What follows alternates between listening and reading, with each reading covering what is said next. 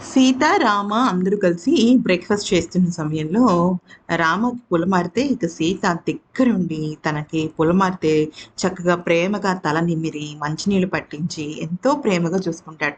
అయితే ఆ ప్రేమకి వాళ్ళ చెల్లెలు ఎంతో హ్యాపీ ఫీల్ అయిపోతుంది. అంటే అంతకు మునుపు అనుమాన పడుతుంది. అన్నయ్య, వదిన కలిసున్నారా?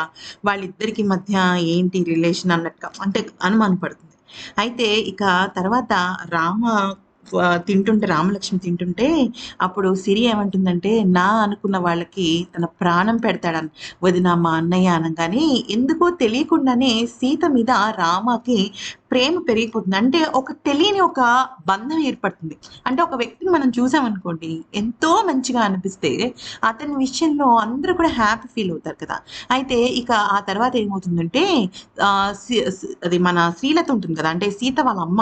ఆమె బ్రేక్‌ఫాస్ట్‌కి రాదు. ఎందుకు రాలేదు అంటే, ఏమో తినాలనిపించట్లేదు అందుకే రాలేదంది అనంగానే గబగబా పైకెళ్ళిపోతాడనమాట. అయితే అప్పుడు రామలక్ష్మి సీతాకాంత్‌ని చూసి అనుకుంటుంది, ఇంత ప్రేమను పంచుతాడా తన అనుకునే వాళ్ళని నిజంగా చాలా గ్రేట్ సీతా సార్ అని లోలోపల మురిసిపోతుంటుంది.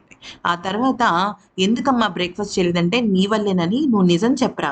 నిజంగా నువ్వు రామలక్ష్మి పెళ్లి చేసుకున్నారా? అంటే, ఎందుకమ్మా అలా అంటున్నావు? నేను సిరిధన కోసం పెళ్లి చేసుకోవాల్సి వచ్చింది అంటే, నా మీద ఒట్టేసి చెప్పు అని చెప్పేసి ఒట్టు వేయిస్తుంది. ఒట్టేయంగానే ఇంకా వణికిపోతాడనమాట సీత. ఎందుకంటే తల్లి మీద ఒట్టేసి అబద్ధం చెప్పలేడు కదా! అందుకని ఇంకా ఒట్టేసి అబద్ధం చెప్పకపోతే అప్పుడు సీత ఏమంటాడంటే, "అమ్మ ఇంకెప్పుడు ఇలా అడగద్దమ్మా ప్లీజ్ నా వల్ల కాదు" అని చెప్పేసి అక్కడి నుంచి వెళ్ళిపోతాడు.